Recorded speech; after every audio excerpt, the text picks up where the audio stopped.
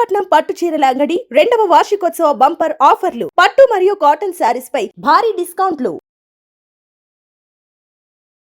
ఇరాన్పై America, Israel దాడుల ప్రభావంతో తొలుత భారీగా పెరిగిన బంగారం, వెండి ధరలు మరొకసారి నేలచూపులు చూస్తున్నాయి.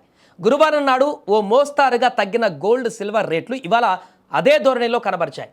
24 క్యారెట్ల 10 గ్రాముల పుత్తడి ధర 10,000 తగ్గి 1,62,870గా ఉండగా 22 క్యారెట్ల 10 గ్రాముల ధర కూడా అదే స్థాయిలో పడిపోయి 1,49,290 వద్ద ట్రేడ్ అవుతుంది.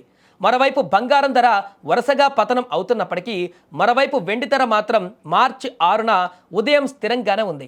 ప్రస్తుతం హైదరాబాద్ నగరంలో కేజీకి 2.95 లక్షల వద్ద ఉంది. దీనికి ముందటి రోజు ఇది 20,000 తగ్గింది. మార్చి 2న కూడా 10,000 పతనమైపోయింది. ఇక ఇంటర్నేషనల్ మార్కెట్లో చూసినట్లయితే కూడా బంగారం, వెండి ధరలు భారీ స్థాయిలో దిగివచ్చాయి. స్పాట్ గోల్డ్ రేటు ఔన్స్కు $5,100 స్థాయిలో ఉంది. కిందటి రోజు ఇది $5,200 మార్కు వద్ద ఉండేది.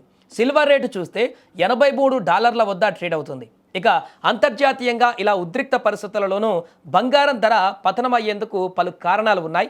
ఇక్కడ ఇతర కరెన్సీలతో పోలిస్తే ప్రధానంగా US డాలర్ బలపడుతోంది. ఇది బంగారాన్ని ఆకర్షణ కోల్పోయేలా చేస్తుంది.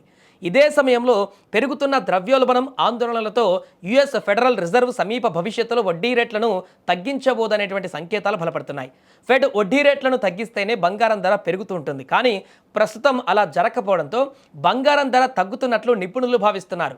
ఇటీవల ఆల్ టైమ్ హై వద్ద గోల్డ్, సిల్వర్ క్రాష్ నేపథ్యంలో కూడా ప్రస్తుతం జనం ఆపద సమయంలో బంగారం కంటే క్యాష్ హోల్డింగ్స్ పైనే దృష్టి సారిస్తున్నట్టుగా తెలుస్తోంది.